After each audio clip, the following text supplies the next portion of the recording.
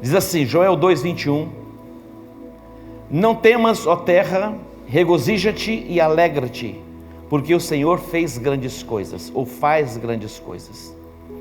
Não temais, animais do campo, porque os pastos do deserto reverdecerão, porque o arvoredo dará o seu fruto, a figueira e a vide produzirão com vigor.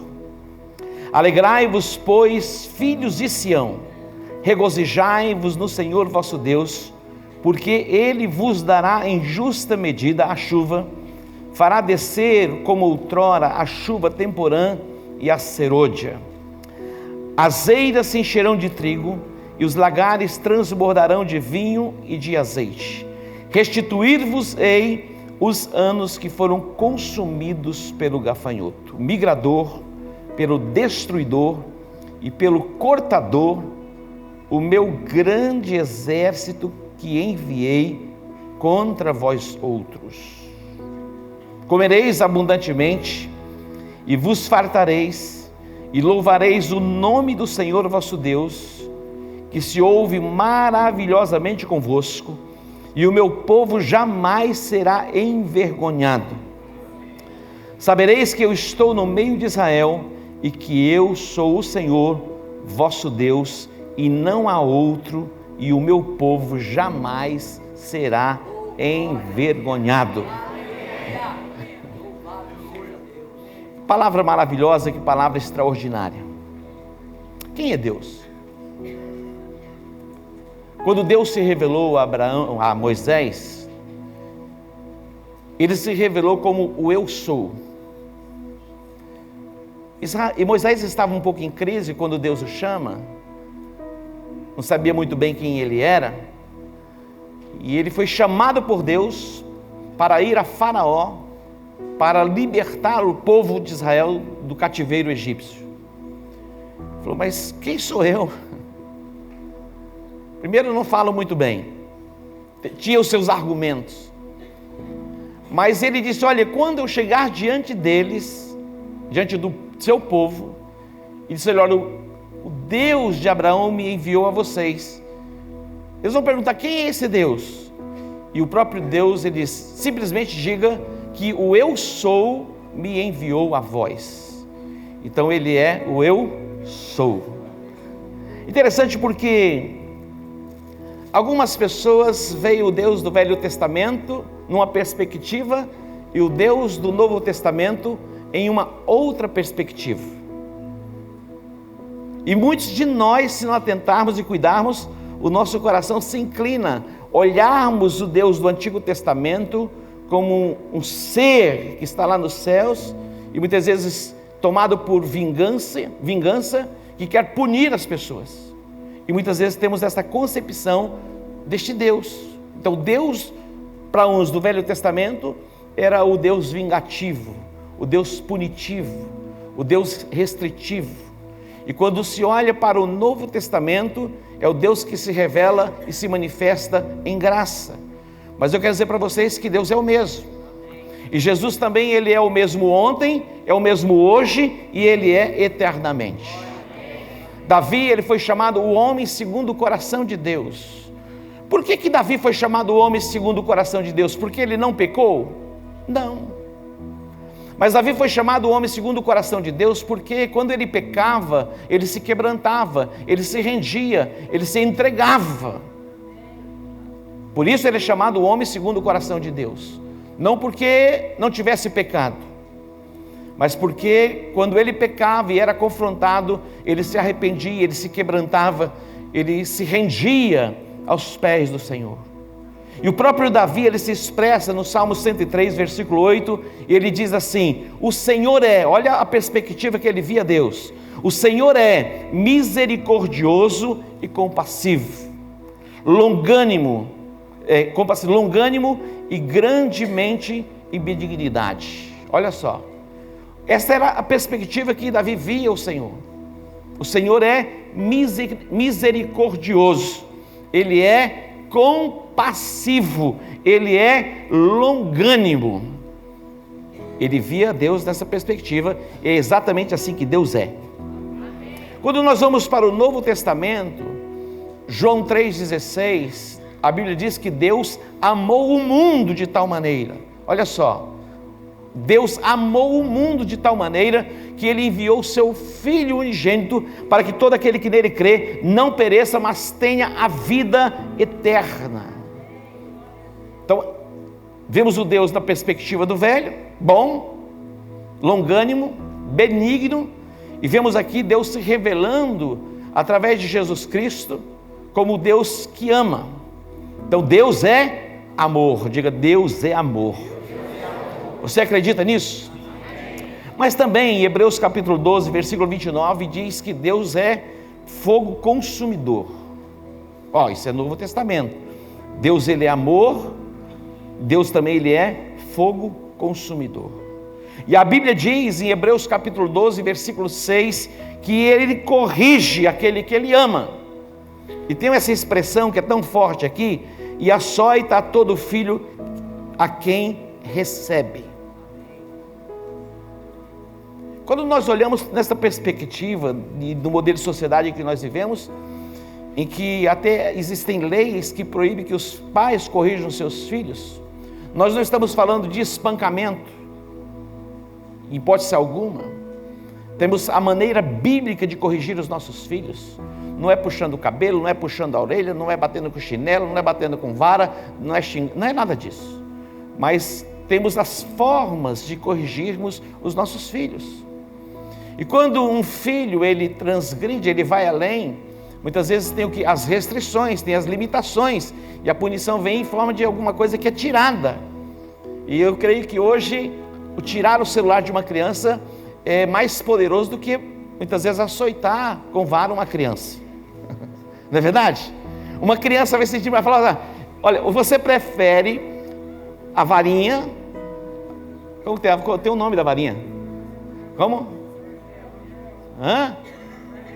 Não é marmelo não, tem a varinha. Tem um nome profético para a varinha. Você prefere a vara da correção, diz o pastor Miro, ou que você fique 2, 3 dias sem o celular? Pode bater papai, pode bater mamãe. Mas nós como pais, nós temos a nossa forma de corrigirmos os nossos filhos, e o nosso Deus também, Ele tem a forma de nos corrigir. A base, queridos, para a restituição é o arrependimento, que isso esteja dentro de você. Eu vou entrar aqui no texto que eu li. Esse texto é tão extraordinário, e esta palavra de Joel foi a palavra que Deus me deu como uma palavra rema para a igreja, que tem formatado a nossa identidade, que é a palavra da restituição dos anos que foram consumidos pelos gafanhotos.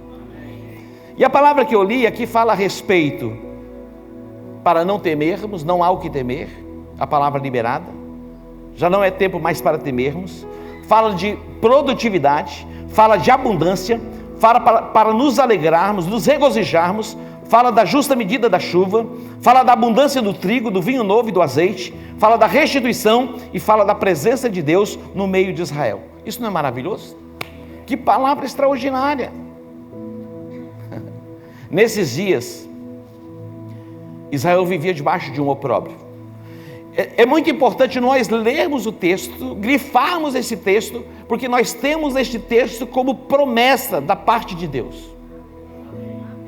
A restituição é uma palavra revelada, específica para nós, da comunidade global. Deus tem restituição para você. Deus tem abundância de trigo, do vinho novo e do azeite. Deus quer derramar a sua alegria sobre o seu coração. Deus quer derramar a chuva na medida certa e na hora certa, nem antes nem depois. Deus quer fazer com que a terra seja produtiva. Esta é a promessa que temos. Mas, para que você chegue nesse texto, tem um contexto, os versículos que antecedem o texto que eu li.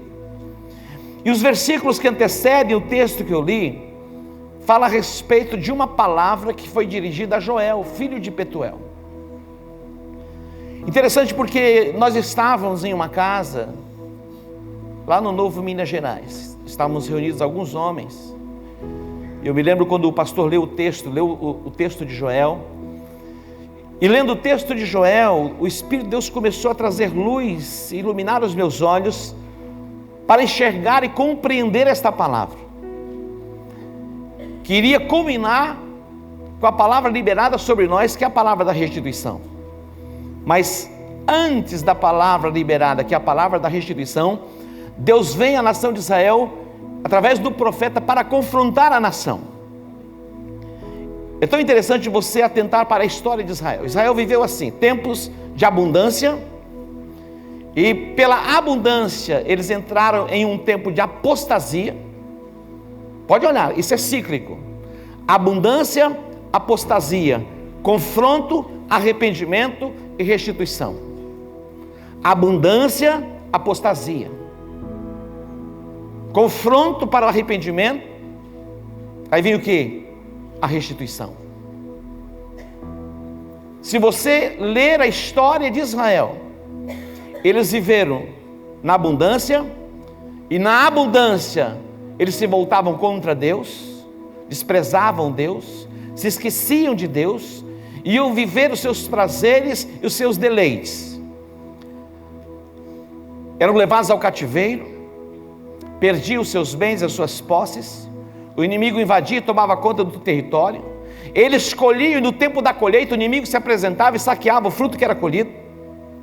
Vinha o juízo de Deus. Eles viviam o tempo da abundância, daí da apostasia, vinha o juízo, vinha o confronto, vem o arrependimento, aí vem o que? A abundância, vem a apostasia, vem o juízo,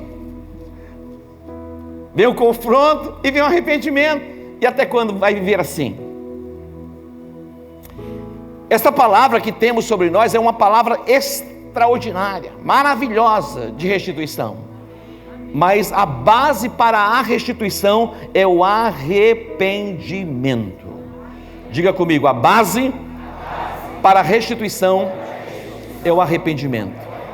E a base para permanecermos na presença de Deus é a santificação. A Bíblia diz que sem santificação ninguém verá o Senhor. Olha isso. Deus quer ter você constantemente na sua presença. Deus não quer ter você por alguns segundos, por alguns minutos do dia, por algumas horas, ou por alguns dias da semana, do mês, do ano, não. Todos os dias. Nós estamos aqui, nós estamos diante do nosso Deus. Nós vamos sair deste lugar, nós vamos estar diante do nosso Deus. Nós vamos para a nossa casa, nós vamos estar diante do nosso Deus. Aonde nós estivermos, Deus vai estar conosco. Mas a base para permanecermos na presença de Deus é a santificação. Diga, a base para permanecermos diante de Deus é a santificação. Interessante voltarmos para o capítulo 1, o versículo 4, aqui diz: o que deixou do gafanhoto, olha só o juízo. O que deixou o gafanhoto cortador, comeu o gafanhoto migrador. O que deixou o migrador, comeu o gafanhoto devorador.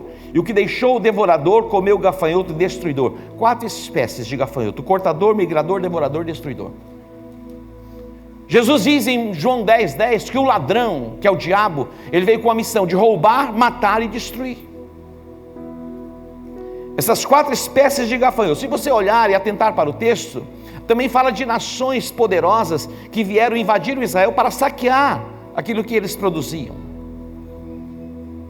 Então são 4 espécies de gafanhotos. É interessante porque, mesmo nesse cenário caótico em que eles estavam vivendo, de opróbrio, de vergonha, de escassez, de limitação, eles estavam como que embriagados, anestesiados. Anestesiados. Olha o que diz o texto no versículo 5: ébrios, despertai-vos. Olha como o profeta chama toda a nação: ébrios, despertai-vos e chorai, uivai, todos os que bebeis vinho, por causa do mosto, porque ele está tirado da vossa boca. As pessoas, elas estavam vivendo um tempo de calamidade.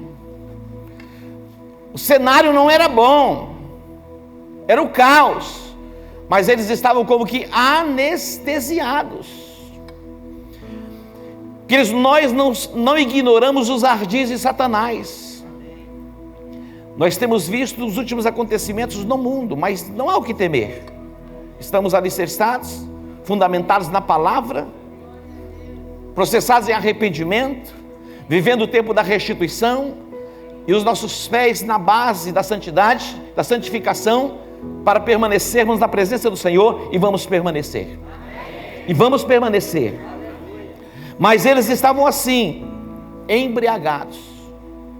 Interessante porque quando as coisas parecem que não são conosco, nós não sentimos tanto.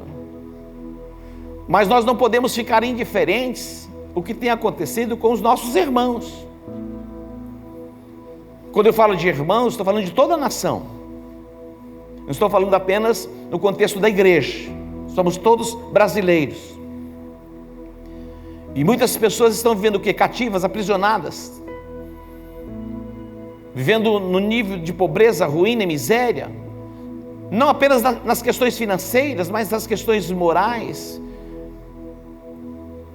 de pensamentos, aprisionados e cativos nas suas emoções, angustiados. No dia em que Neemias foi informado a respeito das condições que estava Jerusalém, o povo que estava em Jerusalém, os muros haviam sido derrubados, as portas queimadas, já não havia proteção. Deu problema, meu filho? Acabou a bateria, Satanás. Tem problema não. Estou brincando, não tem nada do diabo, eu que não coloquei para carregar, então o diabo sou eu. Para com esse negócio, estou brincando. Oi, filho, o da igreja está lá, quando é que está gravando tudo. Vocês vão poder ouvir outras vezes. Dê um aplauso ao Senhor.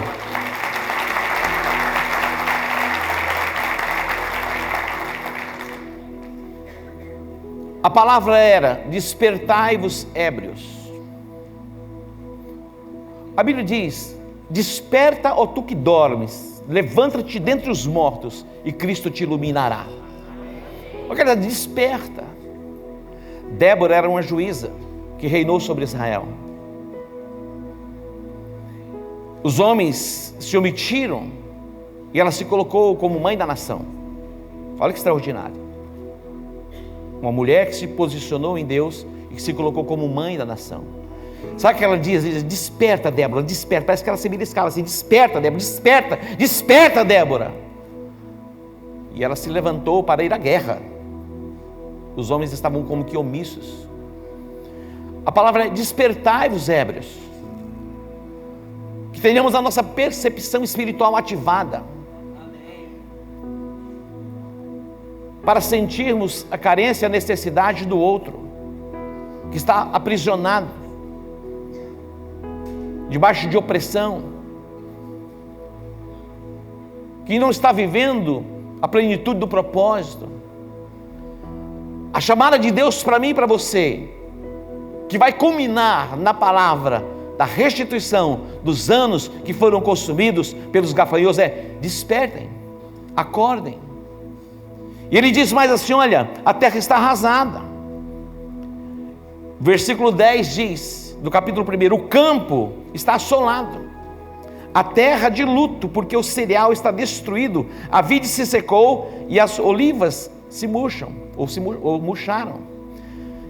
Despertai-vos, lavradores, uivai vinhateiros, sobre o trigo, sobre a cevada, porque pereceu a messe do campo. A vide secou, a figueira murchou, a romeira também, e a palmeira, a macieira, todas as árvores do campo se secaram, e já não há alegria entre os filhos dos homens. Estas árvores tipificam pessoas: a figueira, a romeira, a oliveira, a macieira. Murcharam, perderam o vigor, perderam o ânimo, perderam o comprometimento, perderam a compaixão, apostataram da fé. A romeira, a macieira, a videira, a oliveira, como que murcharam. Ele está dizendo: despertem, ébrios. Não é tempo para estarmos como que adormecidos. Diz o texto no versículo 13: cingivos de pano de saco. Aqui é uma convocação, é uma chamada para o arrependimento. Ele diz: cingivos de pano de saco, lamentai, sacerdotes. Começa pelo altar. A convocação de arrependimento começa pelo altar, pelos ministros de louvor, vem para os pastores, os líderes e alcança toda a igreja.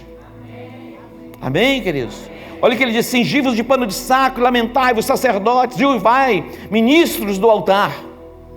Vinde, ministros de meu Deus, passai a noite vestidos de panos de saco, porque da casa de vosso Deus foi cortada a oferta de manjares e a libação. Diz mais: promulgai um santo jejum, convocai uma assembleia solene, congregai os anciãos, todos os moradores desta terra, para a casa do Senhor vosso Deus, e clamai ao Senhor. Olha só, é uma convocação. Nós estamos debaixo de uma convocação, e todos os meses, cada primeira semana do mês, estaremos jejuando e orando pela nossa nação, para que brote salvação, que brote a cura apressadamente, e que venha a restituição dos anos que foram consumidos sobre toda a nação brasileira. O Senhor, Ele é misericordioso, Ele é bondoso, Ele é compassivo. Diz o texto, Joel 2, 12 e 19: ainda assim, agora mesmo, diz o Senhor, olha o que Ele está dizendo. É bom quando Ele diz: enviarei o trigo, o vinho novo e o azeite, e deles sereis fartos, restituídos. Isso é maravilhoso. Mas olha o que precede a restituição, é isso: ainda assim, agora mesmo, diz o Senhor, convertei-vos a mim de todo o vosso coração. Convertei-vos a mim, e isso de todo o vosso coração, com jejuns, com choro e com pranto. Rasgai o vosso coração e não as vossas vestes, diz o texto, e convertei-vos ao Senhor vosso Deus. Por quê? Porque Ele é misericordioso e compassivo, e tardio em irar-se, e grande em benignidade, e se arrepende do mal. Olha só, a esperança para nós. A esperança para uma árvore que foi cortada, que aparentemente está morta, ao cheiro das águas ela começa a brotar.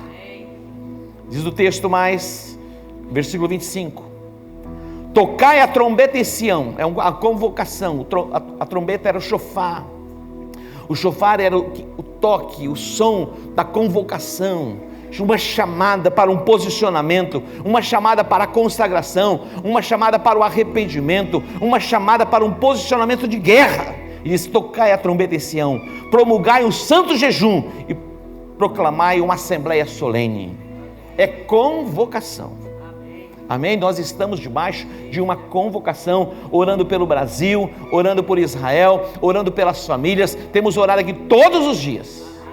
Diz mais: congregai o povo, santificai a congregação, ajuntai os anciãos, reuni os filhinhos e os que mamam, sai a noiva da sua recâmara, e a noiva, saia o noivo da sua recâmara e a noiva do seu aposento.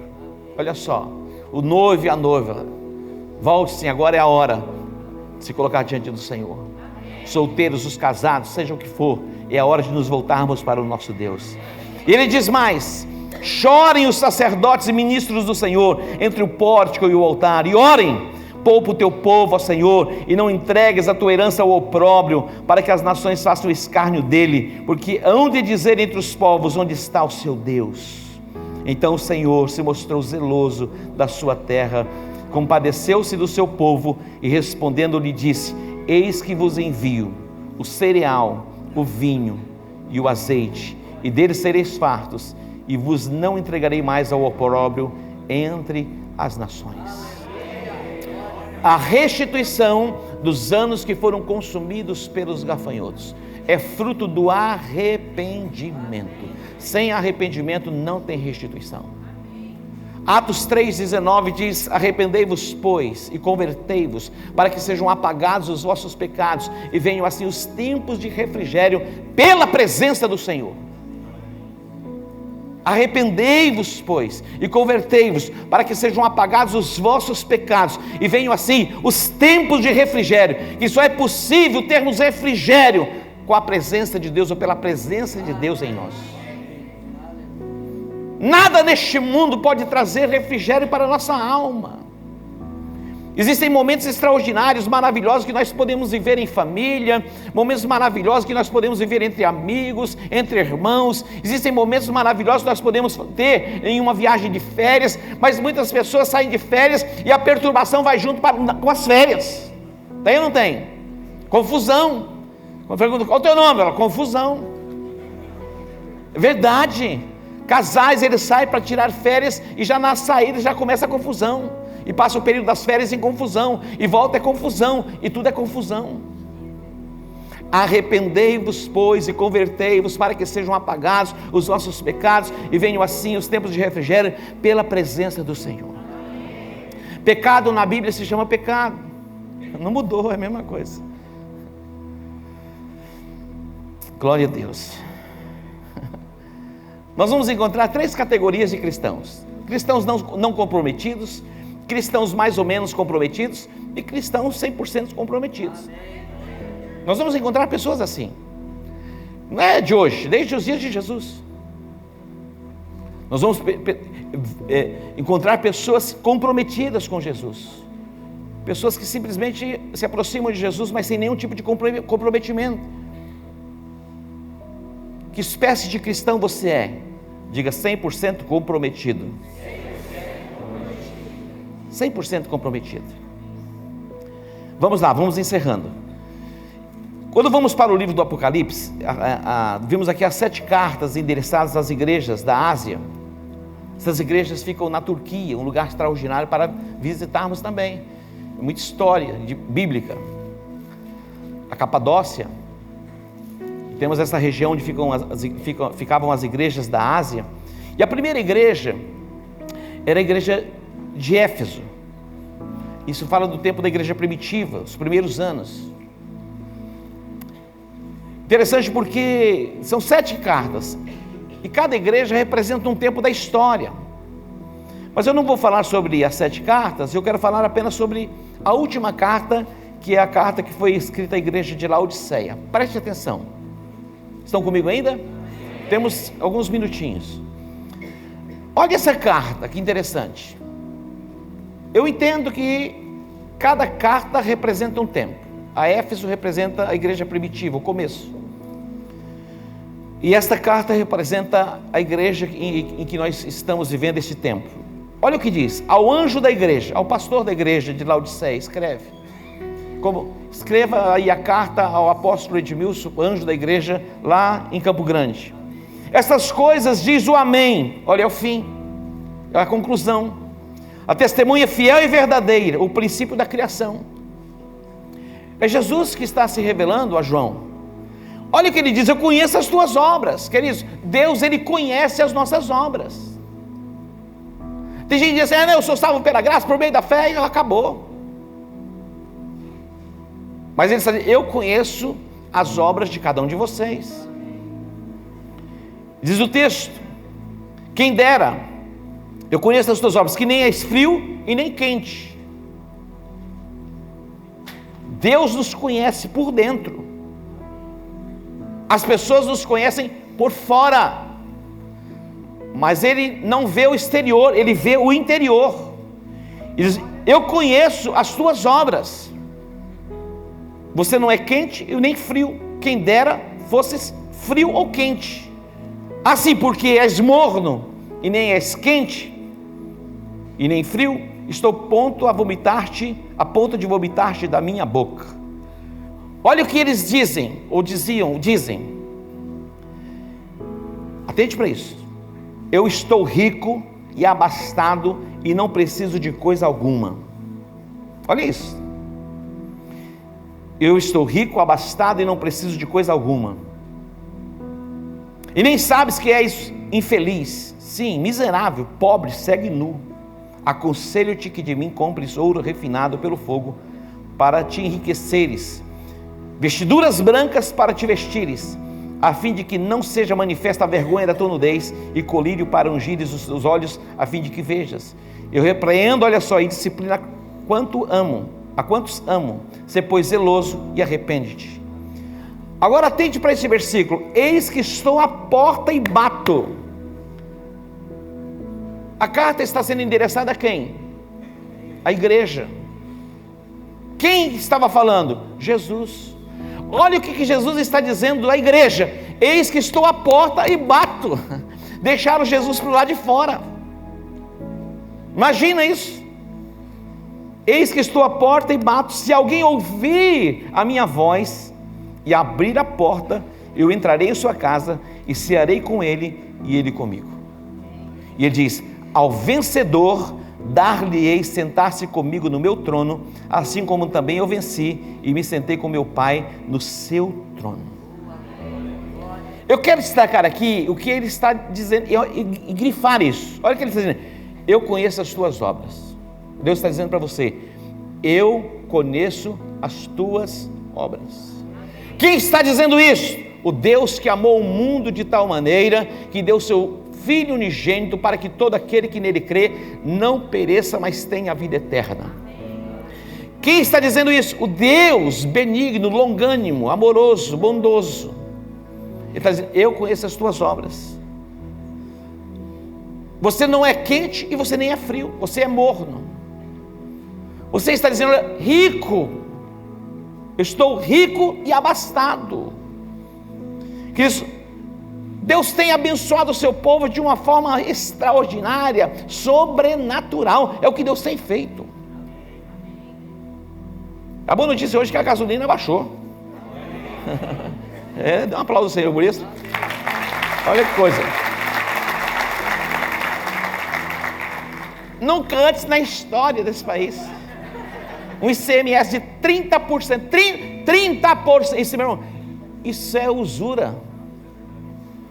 Um ICMS de 30%, meu irmão, é muita ganância. O Senhor disse: dai a César o que é de César, mas o César é guloso demais. Pelo amor, não é verdade? É injusto. Você vai na bomba, R$10, R$3 é para o César. Ele fala outra coisa, mas é para o César. Tem algum César aqui? É demais, meu irmão. É muito. Olha, nos dias de Josué, o relógio voltou. O sol voltou. E o relógio também voltou. Nós estamos aqui como vai baixar, meu irmão. Tem que baixar. Amém? Mas a base para a mudança de todas as coisas é o arrependimento. E você acha que a igreja não precisa se arrepender?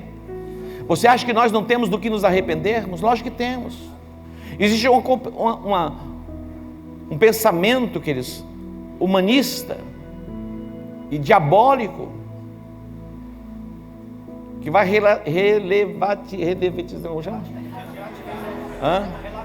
relativizando. Esse povo é abençoado. A palavra eu tenho na cabeça, mas a língua não está conseguindo falar. É isso aí. Tudo é relativo. Você está bem para você, qual o problema? A gente não faz o que quer. Eu não nasci fazendo o que eu queria fazer. E graças a Deus, porque meu pai pôs alguns freios em mim. Eu me lembro quando eu tinha 18 anos de idade, 16, 17 anos, e estava virando um monstrinho assim, sabe aquela... Meu pai, um homem sábio, como diz o psicólogo, quando ele percebeu, falou: vai dar ruim. Vai dar ruim. O pastor Daniel foi meu pastor. A pastora Vera estão ali. Meu pai percebeu e falou: não vai dar certo esse menino aqui não. Tinha umas amizades assim, sabe aquelas amizades? Não eram os amigos que estavam me influenciando, eu que estava influenciando os amigos, ele achava que os amigos estavam me influenciando. Não tem uma desgraça dessa? Você fala: meu filho, olha com quem você está andando. Eu falo para o filho do outro com quem está andando.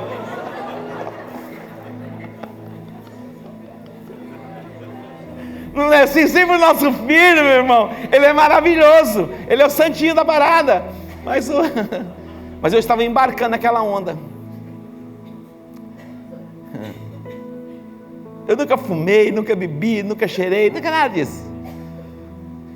Mas eu comecei a andar com alguns amigos, do meio do contextozinho da igreja, assim. E quando eu percebi, meu pai viu, um dia eu estava chegando em casa, o dia estava amanhecendo assim. Na porta, abri a porta, meu filho. Meu irmão, Quando eu abri a porta, quem estava atrás da porta? Meu pai, meu irmão, não sei como ele ouviu que eu estava abrindo a porta. Eu já entrei assim, não, estou saindo, né? Não tem como esconder.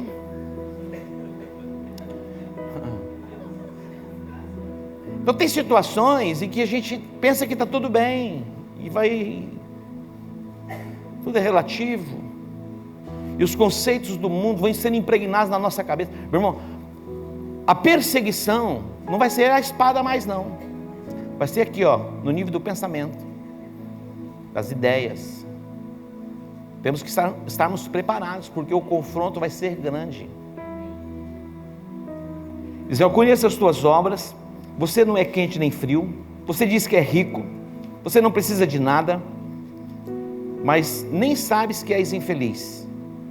Sim, miserável, cego e nu. Aí ele dá um conselho, diz: compres colírio, ou compres ouro refinado, vestes brancas, fala de pureza, e colírio para os olhos. Compre colírio. Deus, eu quero enxergar, eu quero ver, que a mentira seja tirada, que todo o engano, toda fascinação e toda sedução. E no final a Bíblia diz aqui que Deus, ele é zeloso, e ele corrige, e ele nos chama ao arrependimento. Agora sim é a hora da restituição. E Jesus vai dizer: dai a César o que é de César, e dai a Deus o que é de Deus. Os herodianos vieram a Jesus junto com os fariseus para testar Jesus.